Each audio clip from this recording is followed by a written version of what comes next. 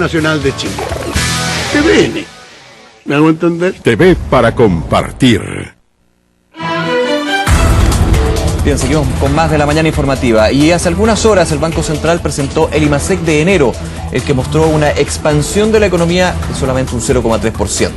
Este se debió al crecimiento de las actividades del sector servicios, mientras que la minería y la actividad manufacturera registraron una caída y finalmente también afectó a este índice. Para hablar de estas informaciones de la economía ya está con nosotros Roberto Darrigrandi, que es decano de la Facultad de Economía de la Universidad Andrés Bello. Roberto, muchas gracias por acompañarnos. Gracias a ustedes por la invitación, Nicolás. Bien, solamente un 0,3% y hay que mirarlo a largo plazo, más bien a 12 meses. Que llega a la economía chilena solamente crecer un 0,5%. ¿Es una noticia positiva porque se esperaba que podría ser peor o de alguna manera sigue la señal de alerta? Bueno, desde el punto de vista que efectivamente habían agentes que esperaban una cifra negativa, es positivo. Sin embargo, viendo la cifra en sí mismo, un 0,3% es una cifra muy baja y que entre otras cosas refleja el menor indicador de crecimiento del IMASEC desde marzo del año 2010. Por lo tanto, básicamente lo que estamos viendo acá es que la economía chilena ni siquiera se está anclando en un crecimiento del 2%, como decíamos antes, sino incluso más cercano al 1%. Y eso creo que ya es una cifra que al menos debiera preocuparnos y llevarnos a tomar ciertas medidas para poder recuperar el dinamismo. Hay un punto importante. El Banco Central decía que en enero del 2016 en este caso, hubo un día hábil menos. ¿Cuál es el impacto que puede generar un día hábil menos en el índice mensual de actividad económica? Bueno, un día hábil menos, si tenemos, no sé, 22 días hábiles, como un 4 y algo por ciento dentro total. Por lo tanto, te puede impactar, pero pueden ser 0,1, 0,2%, pero no más que eso. Entonces, puede ser marginal, entonces es marginal, es marginal. Tan magro. O sea, a ver, voy a decir, quizás con un día hábil más hubiera sido 0,4%, así, para ser optimista. Pero eso tampoco nos cambia mucho la situación que tenemos hoy día. Y ahora, si vemos los componentes, servicio ha estado con una buena tendencia, pero evidentemente no logra compensar a los grandes en la actividad económica, que son minería y manufactura. Hablemos de minería. ¿Es preocupante lo que va a pasar este año con este sector o no? Bueno, yo pienso que sí. Efectivamente, estamos viviendo los resultados del fin del ciclo de los commodities, como se ha denominado en Chile y en otros países de la América Latina. El sector ha ido mostrando un menor dinamismo. Hemos visto que han salido una cantidad importante de personas de la industria minera. Los proyectos de expansión están prácticamente la mayoría congelados. Y por lo tanto, vamos a seguir viviendo los próximos meses mientras el metal rojo se ubique en torno a, como está hoy día, 2,1, 2,2 dólares por libra, incluso menos, una situación compleja, lo cual yo creo que no es una gran novedad. Yo creo que eso es más o menos lo que se esperaba y tiene un factor importante externo, obviamente, asociado al precio del cobre. Sin embargo, el otro aspecto que tú comentabas, la industria manufacturera, de alguna manera se está acostumbrando a estar en situación ya ni siquiera de bajo crecimiento, en algunos casos incluso de decrecimiento permanente. La metalurgia, por ejemplo, ha estado ya desde inicio, recuerdo yo, del 2015, con cifras muy negativas. Correcto. Ahora, destrucción de empleo, que finalmente eso es lo más relevante. No, de todas maneras. Y también de todos aquellos proveedores y otros que están alrededor de esta industria. Ahora, también por otro lado, el que esto esté ocurriendo y que la industria de servicios esté creciendo, también tiene que ver con un cambio en la estructura de la economía que creo que estamos viviendo en los últimos años de la economía chilena. Los países, a medida que son más desarrollados, van tendiendo hacia mayor niveles de crecimiento por el lado de los servicios y menos por el lado de la manufactura. Estados Unidos en su momento, no sé, el año 60, 70, pasó eso. Incluso estados que eran muy fuertes en industrias pesadas pasaron a ser mucho más del ámbito de servicios. Cuando dejó de lado lo que era la revolución industrial. Por ejemplo, y después de la Segunda Guerra Mundial, etcétera. Entonces, eso también es esperable. Sin embargo, en el agregado, un 0,3% o similar, creo que no nos puede dejar contentos ni mucho menos, y creo que es momento de que nos pongamos las pilas, porque si no, vamos a tener incluso un crecimiento que va a ser menos que el crecimiento de la población. Por lo tanto, en términos per cápita, por persona, vamos a tener un producto que está cayendo. Y ese es el problema, porque cuando uno ve los indicadores, para uno el IMASEC puede ser bastante lejano, pero finalmente, si uno hace ya el análisis en detalle, aparece el empleo. Te pregunto por el empleo, que ha sido bastante resiliente, de alguna manera, como que todo este mal escenario de la economía no le ha pegado tanto. ¿Podría haberse impactado a partir de este 2016, debido a que todo se confluye para ello? Bueno, efectivamente, las cifras que tenemos hoy día de desempleo no se condicen con este menor nivel de actividad. Ahora, lo que sí muchos han destacado, aparte una parte importante de creación de empleo público, sobre todo el año 2014 y parte del año con 2015. el presupuesto del 2015, que era amplio en ese gasto. Así es, que eso va a ser menor este año. Pero aparte de eso está el hecho de que la composición del empleo ha cambiado mucho. Entonces hoy día hay mucho autoempleo. De hecho, la cantidad de empleos formales con contrato a largo plazo que se han creado es ínfima. Son alrededor de 70.000 personas. Pero todo lo que tiene que ver con autoempleo, por ejemplo, si alguien se sube al Transantiago, por decirlo, a vender un Super 8 y trabaja 1 o 2 horas a la semana, se considera empleado. Y por tanto, ese empleo no tiene nada que ver con si esa misma persona trabajaba en una empresa, en una fábrica, por las 40 horas semanales, etc. Hay un problema en la medición ahí. Ahí tenemos, a ver, así se mide.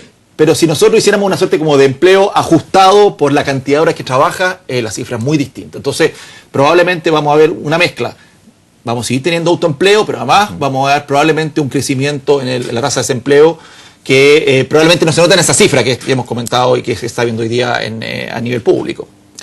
A la semana pasada tuvimos el anuncio de un ajuste fiscal que va bastante de la mano con este dato del IMASEC que se entrega el día de hoy. De hecho, ya el ministro de Hacienda lo adelantaba. Ojo, la actividad económica de enero va a ser bien preocupante.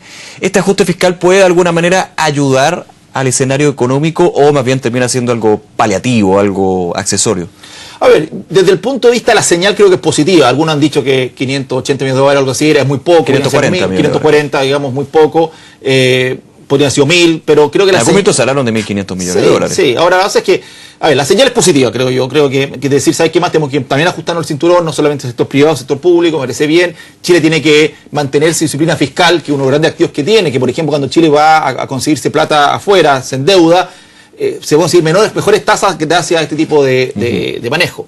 Sin embargo, creo que por el lado del otro aspecto, que es el lado de crecimiento, ¿cierto? Porque una cosa es bajar gastos y otro mejorar ingresos. Claro. Por el lado del crecimiento, donde estamos ahí creo que al debe, y el gobierno ha anunciado algún tipo de plan o programa al respecto, pero creo que acá lamentablemente tenemos un mix. Tratamos de hacer algunas cosas bien, pero tenemos otras medidas, como por ejemplo la reforma laboral que está a puertas probablemente con bastante discusión en el Congreso, mucha discusión a puertas de eventualmente aprobarse, que creo que no va a ser pro crecimiento y creo que va al revés, va a terminar perjudicando a las empresas y a los propios empleados. Entonces, ¿le pasa la cuenta, lo ha dicho la crítica desde la oposición, le pasa la cuenta estas reformas al gobierno cuando llegamos a este punto de analizar hacia dónde va la economía nacional y finalmente cuánto le llega al bolsillo de los chilenos? Yo creo que en parte sí. El gobierno está muy contento de haber aprobado su reforma. Yo creo que las reformas en general tenían que hacerse, una reforma tributaria, mejoras en la forma, cómo hacemos nuestra relación laboral. De hecho, el ministro de Hacienda dijo que el ajuste fiscal podría haber sido más si no fuera porque la reforma tributaria recaudó más dinero. Claro, recaudó más dinero, pero fue principalmente por las patas que venían de afuera. Pero desde el punto de vista del impacto que ha tenido, por ejemplo, la reforma tributaria sobre el crecimiento, hay algunos que dicen, bueno, efectivamente y lamentablemente está ocurriendo lo que muchos pensábamos, ¿cierto? Que era que esta reforma no iba a ayudar a hacer más pro inversión, pro ahorro, pro crecimiento. Entonces, de alguna manera, entendiendo que hay ciertos objetivos económicos y políticos, no está pasando la cuenta. Ahora, también lo que tú señalabas del menor crecimiento del gasto fiscal, también este es un año electoral. Claro. Este es un año, ¿cierto?, elecciones municipales, que estamos a, no sé, a 6 meses de elecciones municipales, y por lo tanto también uno entiende que hay un ciclo político-económico que impide que eventualmente este ajuste sea de mayor magnitud, y también obviamente los ingresos fiscales, como tú señalabas, también ayudan. Sin embargo, más allá de eso, creo que estamos trabajando por el lado defensivo, cómo no meten gol un buen arquero, pero ¿qué hacemos hacia adelante, del medio campo hacia adelante, para poder efectivamente dinamizar la economía? Y ahí es donde creo que estamos ahí un poquito entrampados. Aquí hablamos del rol del Estado, del gobierno, para ser específico. ¿Qué pasa con el rol de los empresarios? Porque durante el 2015 la gran discusión fue con el concepto de incertidumbre. Algunos decían que era el mismo empresariado el que generaba este concepto, este miedo, para de alguna manera impedir que las reformas fueran aprobadas o se empezaran a discutir. Entonces la crítica era, es el que da trabajo, el que de alguna manera está generando temor y parando la máquina, digamos, buen chileno. A ver, los empresarios en general, la plata no tiene color. La verdad es que los empresarios quieren generar buenas oportunidades de negocio acá o fuera del país. A muchos de ellos no solamente los mueve el mayor o menor utilidad, los mueve efectivamente desarrollar sus compañías, hacerlas más fuertes, crecer. También hay un rol social que es importante tener en cuenta. Y yo creo que los empresarios cuando ven que la situación está bien definida, cuando hay un escenario razonable, van a invertir. A ellos no les conviene al final del día dejar de invertir, porque, por decirlo así, la plata si la dejan debajo del colchón o en una cuenta del Banco del Estado de Chile, no le va a rentar mucho. Se va a perder finalmente. Se va a perder y por lo tanto creo que ahí obviamente hay un beneficio que está en pos de los propios empresarios por seguir invirtiendo. Si hay algún empresario que está politizado, serán muy pocos, pero en general los empresarios quieren que este país le vaya bien y creo que esta alianza público-privada que en definitiva hemos tenido en los últimos 25 años ha funcionado bien. Una alianza público-privada que de hecho se hablaba desde el ministro de Hacienda anterior a Rodrigo Valdés, que también retoma ese punto Rodrigo Valdés. ¿Tú ves que esta alianza público-privada pueda finalmente tener efectos concretos más allá de una reunión o un seminario o ir en el avión presidencial a algún país? No sé. Hasta el momento no se nota. Ya. Creo que el ministro de Economía, por ejemplo, ha hecho un esfuerzo en una agenda de competitividad que es interesante, pero creo que todavía muy tímida. El ministro de Hacienda creo que principalmente lo que ha hecho es atenuar la reforma por lo que fue la parte tributaria, lo que está haciendo ahora la reforma laboral, pero pasar a la ofensiva desde el punto de vista de cómo en conjunto, como dices tú, todos avanzamos en desarrollar este país, no se ve. Y lamentablemente creo que el gobierno tiene pocas herramientas.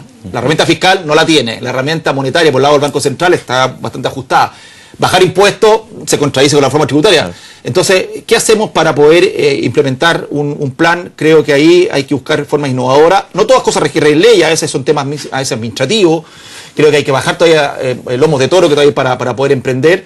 Pero creo que lamentablemente algunas reformas, como la reforma tributaria, la reforma laboral, no apuntan o no ayudan en ese sentido. Así que ojalá se reforma pronto la reforma laboral, eliminemos esa incertidumbre, pero también quedan otras. Hay temas en el ámbito de la salud, hay temas en el ámbito de las concesiones, que están todavía bastante lentas. Entonces, creo que hay espacio para hacer cosas, pero también al gobierno se le empieza a caer el tiempo. Así que creo que es ahora el momento porque lo necesitamos y creo que al final tanto al gobierno de turno como a los empresarios, como a la ciudadanía en general, le conviene que este país le vaya bien. Entonces tenemos que ser capaces de acelerar el ritmo y trabajemos en conjunto para eso.